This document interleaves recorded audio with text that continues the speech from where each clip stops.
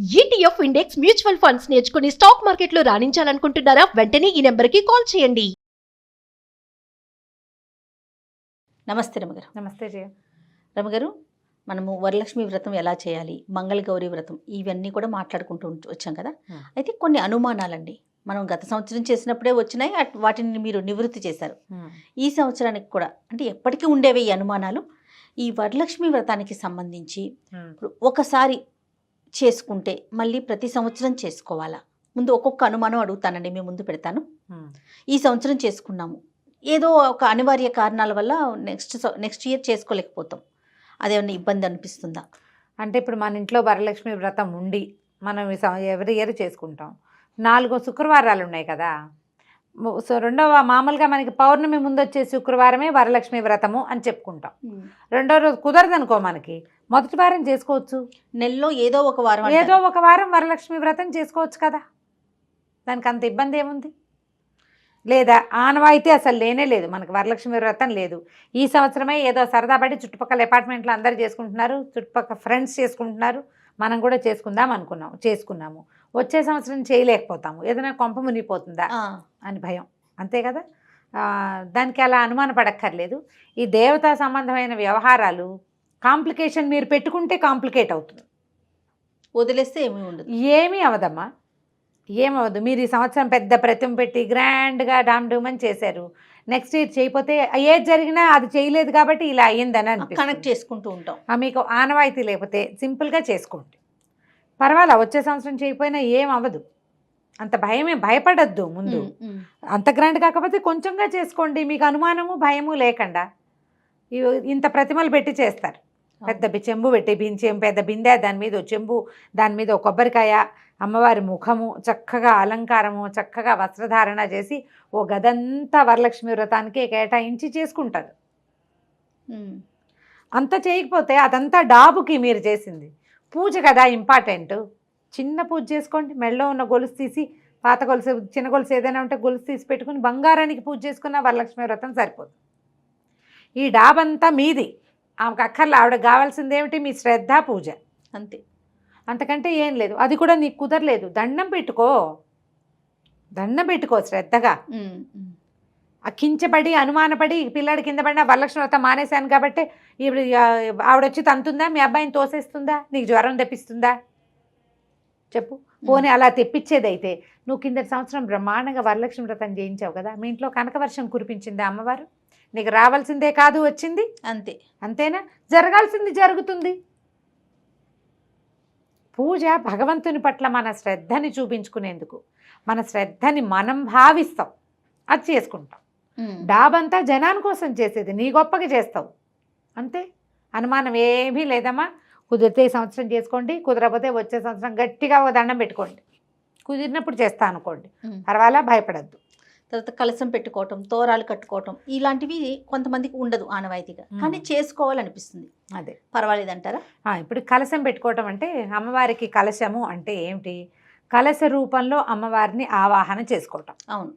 ముఖం, ఇప్పుడు ముఖాలు వచ్చేస్తున్నాయి, ఆకారం మొత్తం మనం దేవతా విగ్రహం లాగా మనకి పూర్తిగా వచ్చేస్తుంది. జిఆర్టీ లాంటి చోట, తర్వాత బంగారపు షాపుల్లోనూ, తర్వాత ఏమో ఈ పూజా సామాగ్రి షాపుల్లోనూ ప్రతిమలు మొత్తం కనబడతాయి. అదంతా మన కోసమేనమ్మా, అంతా మన కోసమే, అంతకంటే ఆవిడకి ఏం అవసరం లేదు. ఇప్పుడు ఒక దీన్ని తీసుకొస్తావు, మొత్తం శరీరం అంతా దొరుకుతుంది, ముఖం మనం కొనుక్కుని చక్కగా తగిలించుకుంటాం. నీకు ఒక స్వరూప భావన కోసం చేస్తావు, అది అంతే. అందులో ఆవిడేం కూర్చోదు, ఆవిడ కూర్చునేది నీ శ్రద్ధలో, నీ మంత్రంలో, నీ విధానంలో ఉంటుంది. ప్రతిమల్లో ఏం ఉండదు. కలశం పెట్టుకోవటం అంటే మామూలుగా ఏం చేస్తాం, ఒక పూర్ణ కలశం నిండుగా నీళ్లు కానీ బియ్యం కానీ నింపి, ధాన్యం కానీ నింపి, దాని మీద 4 మామిడిగా ఆకులు పెట్టి, దాని మీద కొబ్బరికాయ పెట్టి, అవును, చిన్నగా వస్త్రాలంకరణ లాంటిది చేసి, దానికి బొట్టు పసుపు పెట్టుకుని కలశానికి పువ్వుల దండ వేసుకుంటాం. కలశంలో ఆవాహన చేయాలంటే ఆవాహనకి మంత్రం ఉంటుంది కదా. నువ్వు పుస్తకం చదివి ఇట్లా ఇట్లా ఇట్లా ఇట్లా చేస్తే ఆవాహన అవ్వదు. పురోహితుడిని కూర్చోబెట్టి చేయిస్తే ప్రాణ ప్రతిష్ఠ చేస్తారు. కలశం పెట్టుకోవటం అనేది ఒక క్రియగానే నడుస్తోంది. ఇప్పుడు పురోహితుడిని పిలిస్తే ఆయన ఆవాహన మంత్రం కరెక్ట్గా చదివి అమ్మవారిని ప్రాణప్రతిష్ఠ చేసి ప్రాణప్రతిష్టాపన ముహూర్త సుముహూర్తోస్తు సుముహూర్తకాలే సూర్యాదీనన్నవానాం గ్రహణం అత్యంత ఆనుకూలత ఫలసిద్ధిరస్తు అని కూడా చెప్తారు. ఇప్పుడు ప్రాణప్రతిష్ఠ చేస్తే దాన్ని కదపడానికి కూడా ఒక మంత్రం కావాలి మనకి. పురోహితుడితో చేసినప్పుడు సరిగ్గా అవుతుంది, ఏం భయం లేదు.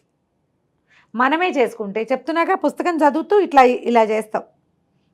ఎక్కడ ఆవాహన అవుతుంది? ఇందులో ఏదైనా తప్పుందని నేను చెప్పేది, నేను ఎవరిని హేళన చేయట్లేదమ్మా. ఎవరైనా ఇలాగే చేయాలి మనం. ఇది నోటికొచ్చి చేసుకోగలిగే వాళ్ళకి భయం లేదు, ఇంకా అలవాటుగా చేసేసుకుంటారు. నువ్వు కొత్తగా చేసేటప్పుడు నీకు టెన్షన్గా ఉంటుంది. అవును. కలశం అలంకారానికి పెట్టుకోండి. నా పాయింట్ అర్థమైంది కదా? అలంకారాన్ని పెట్టుకోండి. మీరు ఎలా చేసుకుంటారు? మన ఇంట్లో ఒక చిన్న లక్ష్మీ ప్రతిమలు ఇప్పుడు అందరి ఇళ్లలోనూ ఉంటున్నాయి. ఇలా తాపడం చేసిన ఒకవైపే ముఖం కనబడే లక్ష్మి కాకుండా వెనకాల కూడా అవయవాలు ఉండే లక్ష్మీదేవిని తెచ్చుకోండి. చిట్టి విగ్రహమైనా పర్వాలేదు. లేదా విగ్రహాలు మన ఇంట్లో మనకు అలవాటే లేదు, చిన్న బంగారపు వస్తువు ఉంటుంది. మెళ్ళో వేసుకునేది కాకుండా, రోజువారీ సూత్రాలు అవి కాకుండా ఒక చిన్న బంగారపు రూపు కానీ, ఒక చిన్న 1 గ్రాము రూపు అయినా సరే పసుపు బొట్టు పెట్టి ఒక తమలపాకు మీద పెట్టి దేవుడి దగ్గర పెట్టుకోండి. ఆమెను వరలక్ష్మిగా భావించి, లక్ష్మీదేవి అంటే బంగారంలో స్థిరంగా ఉంటుంది. హేమము అమ్మవారి యొక్క స్వరూపం. మనము బంగారం నిజానికి అందులో కొంచెం జ్యేష్ఠాదేవి కూడా ఉంటుందని కొంతమంది చెప్తారు. అందుకని ఏం చేస్తున్నాం, బంగారాన్ని బంగారంగా కాకుండా గంధము బొట్టు పెట్టి లక్ష్మిగా భావించి పూజ చేసుకుంటున్నాం. ఇది బంగారానికి పూజ కాదు, బంగారంలో ఉన్న లక్ష్మికి పూజ. అమ్మవారికి కదా పూజ. పసుపు బొట్టు పెట్టు, 2 పువ్వులు పెట్టు, చక్కగా వరలక్ష్మి వ్రతకల్పం ఉంటుంది. ఆ వ్రతకల్పం ప్రకారం చదువుకో. ఆ ధ్యాన ఆవాహన షోడశోపచార పూజాం కరిష్యే చేసేయి. 16 ఉపచారాలు ఉంటాయి. వరలక్ష్మి వ్రత కథ దొరుకుతుంది మనకి, పూజా విధానం కూడా దొరుకుతుంది. ఆ ప్రకారం చేసేసుకోండి. ఆనవాయితీ లేకపోయినా కూడా కలశాన్ని అలంకారార్థం పెట్టుకోవచ్చు. అలంకారార్థం అని చెప్పే కదా, అంతే, అలంకారం కోసం పెట్టుకోవచ్చు. దాన్ని పెట్టడానికి నియమం, తీయటానికి నియమం ఏముంది? పూజే. మనం శుక్రవారం పెడతాము, శుక్రవారం అమ్మవారికి కదపకూడదని భావిస్తాము, మర్నాడు పొద్దున కదుపుకుంటాము, అంతే. తోరాలు కూడా కొందరిళ్లలో తోరాలు ఉండవు. మీ ఇంట్లో మీకు అసలు అలవాటు లేకపోతే తోర పూజ అనేది ఒక ప్రత్యేకమైన సెక్షన్ ఉంటుంది ఆ పుస్తకంలో. తోర పూజను పక్క పెట్టేయండి. తోర పూజ వద్దు. తోరాలు ఏం చేస్తామంటే, తోరం పూజ చేసుకున్నాక ఆ తోరాన్ని చేతికి కట్టుకుని అక్షింతలు పట్టుకుని కథ వింటాం. తోరం వదిలేసేయండి, ఒట్టిగా అక్షింతలు పట్టుకుని కథ చదువుకోండి. మీరు అక్షింతల్ని సగం అమ్మవారి మీద వేసి కొన్ని అక్షింతలు మీ మీద వేసుకుని భర్తకి, పిల్లలకి, అత్తగారికి, మామగారికి అందరికీ ఇవ్వచ్చు. మన ఇంట్లో పనమ్మాయి ఉంటే దానికి కూడాను వాళ్ళు ఒప్పుకుంటే వేసేసుకోవచ్చు. తోరం కట్టడం అనేది ఒక పంధ, ఒక పద్ధతి. మన ఇంట్లో అలవాట్లేదు కదా అని పెద్దవాళ్ళు ఎవరైనా అంటే మీకు మళ్ళీ అదో కించగా, అదో భయంగా, అదో కొత్త కాంప్లికేషన్, మళ్ళీ కట్టుకోవద్దు. ఇంత మటుకు చేసుకోవచ్చు. దీనికి కలశం పెట్టకపోయినా పర్వాలేదు. వరలక్ష్మి వ్రతం అంటే లక్ష్మీ పూజ. దీని నియమం ఏమిటంటే 2వ శుక్రవారం నాడు చేసుకోవటము. అమ్మవారికి ఏవైనా 4-5 రకాల నివేదనలు, మామూలుగా 5 రకాలు చేస్తారు, 9 రకాలు చేసే అలవాటు ఉన్న వాళ్ళు కూడా ఉంటారు, 3 కూడా చేయొచ్చు. నేను అవేమీ చేయలేనండి. కాస్త పాయసం చేసుకో, పర్వదినం మంచి రోజు కదా, క్షీరాన్నం చేసుకుని అమ్మవారికి నివేదన చేసుకో. కొబ్బరికాయ కొట్టు, 4 అరటిపళ్ళు పెట్టు. ఇప్పుడు కమలాలు, యాపిల్స్ బాగా కనపడతాయి.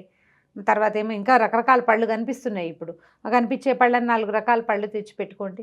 దీని ప్రధాన నియమం వరలక్ష్మి వ్రతాన్ని ఎవరికైనా బొట్టు పెట్టి వాయనం ఇవ్వటం, తాంబూలం, అది ఇంపార్టెంట్. ఈ రోజున మన ఇంటికి వచ్చిన వాళ్ళు లక్ష్మీ స్వరూపంగా భావించండి, అంతే. ఇదే ప్రధానమైంది. తర్వాత రమ్మగారు, భర్త లేని స్త్రీలు కూడా ఉంటారు కదా, వారికి అనిపిస్తూ ఉంటుంది వరలక్ష్మి వ్రతం చేసుకుందామని. అలాంటి వారు చేసుకోవచ్చా? చేసుకోవచ్చు. మామూలుగా లక్ష్మీదేవి పూజ ఏముంది, ఎవరైనా లక్ష్మీ పూజ చేసుకోవచ్చమ్మా. అందులో భర్త ఉండాలన్న నియమం లేదు. ఈ తోర పూజలు, కలశాలు అవి పెట్టుకోవద్దు. ఇంట్లో ఉన్న లక్ష్మీదేవికి పూజ చేసుకోండి. వరలక్ష్మి వ్రత కథ రకంగా చదువుకోండి.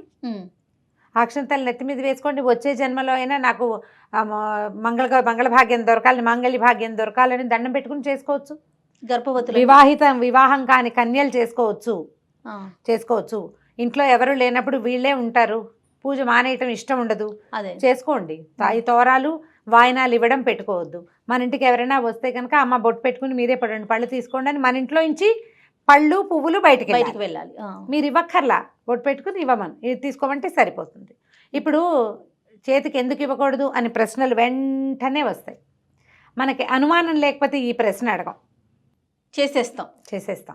ఎప్పుడు ప్రశ్న వస్తుంది మనకి అనుమానం ఉన్నప్పుడు మన ఇంట్లో నుంచి బయటకు వెళ్ళటమే ఇంపార్టెంట్. ఇలా చేసుకోండి, ఏం పర్వాలేదమ్మా, తప్పలేదు. మొన్న ఒకరు అడిగారు, నేను ఇదే ఆన్సర్ చెప్పాను. వాళ్ళకి చెప్పిన ఆన్సరే నేను సముఖంలో ఇలా వీడియోలో కూడా చెప్తున్నా.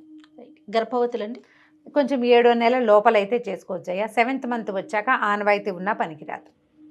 కొంచెం 5-6 నెలల్లో కూడా ఈ బెడ్ రెస్ట్లు చెప్పిన వాళ్ళు, కింద కూర్చోలేని వాళ్ళు, ఈ మలుగుల్లో పట్టేసే పద్ధతి ఉన్న వాళ్ళు సింపుల్ పూజ చేసుకోండి, వాయినాలు ఇవ్వచ్చు. అంటే కొన్ని ఇళ్లలో జయ కడుపులో పండున్నప్పుడు పళ్ళు ఇవ్వకూడదు లాంటి సిద్ధాంతం ఉంటుంది. తాంబూలం ఇవ్వకూడదు అంటారు, పళ్ళు ఇవ్వకూడదు ఎవరికి అని చెప్తారు. మా వైపు ఏమో మా ఇళ్లలో ఏంటంటే ఇలా కడుపుతో ఉన్నప్పుడు చక్కగా 4 పళ్ళు ఇచ్చుకుంటే దాన ఫలితం, దానం కొద్దీ బిడ్డలు అంటారు. అందుకని బాగా ఎన్ని పళ్ళు ఇస్తే అంత మంచిది పిల్లలకన్న భావన కొంతమందికి ఉంటుంది. మీ ఇళ్లలో ఉన్న విధానాన్ని బట్టి చేయండి. 6 నెలల వరకు పూజ చేసుకోవచ్చు, తప్పులేదు. 7వ నెల వచ్చాక ఇంకా చేయకూడదు అంటారు. తర్వాత రమ్మగారు ఇన్ని వాయినాలు ఇవ్వాలి, లేకపోతే ఇంత ఆహారం పెట్టాలి, లేకపోతే ఇన్ని ప్రసాదాలు చేయాలి, ఇలాంటి నియమం ఏమన్నా ఉందండి? మామూలుగా 5 లేదా 9 చేసుకుంటారు ప్రతి వాళ్ళు, చాలా మంది వాళ్ళ ఇళ్లలో విధానాన్ని బట్టి. నా వరకు నాకు ఓపిక లేకపోతే కనీసం పాయసమైనా చేసి పెడదాం అని భావిస్తాను నేను. పళ్ళు కూడా అన్నీ అంతే. వాయనాలు కూడా ఒక్క తాంబూలం శుక్రవారం, ఇది చాలా గొప్ప పర్వదినం. అమ్మవారు లక్ష్మీ ప్రసన్నంగా ఉంటుంది, లక్ష్మీదేవి ప్రసన్నతతోటి ఉంటుంది కాబట్టి ఆమెను సంతోషింపజేయటం కోసం ఎవరికైనా ముత్తైదువుకి తాంబూలం ఇస్తే ఆమె సంతోషి. శుక్రవారం ఈ 4 శుక్రవారాలు, శ్రావణంలో ఉన్న 4-5 శుక్రవారాలు, 4-5 మంగళవారాలు గనక మనం ఎవరికైనా ఇవ్వగలిగితే మహత్తరంగా ఉంటుంది. దీంతో పాటు శ్రావణ శనివారాలు మనం చలిమిడి దీపారాధన చేసుకోమని చెప్తాం కదా, ఆనవాయితీ లేకపోయినా చేసుకోవచ్చు జయ, దానికేం పెద్ద నియమం ఏం లేదు. కాకపోతే ఈ సంవత్సరం చేసాం, వచ్చే సంవత్సరం చేయకపోతే కొంప మునిగిపోతుందనే భావాల్లోకి మాత్రం వెళ్ళకండి. కుదిరితే చేసుకోండి, అంతే, అంతవరకు తీసుకోవాలి అంతే. రైట్ రమ్మగారు, నమస్తే. నమస్తే జయ.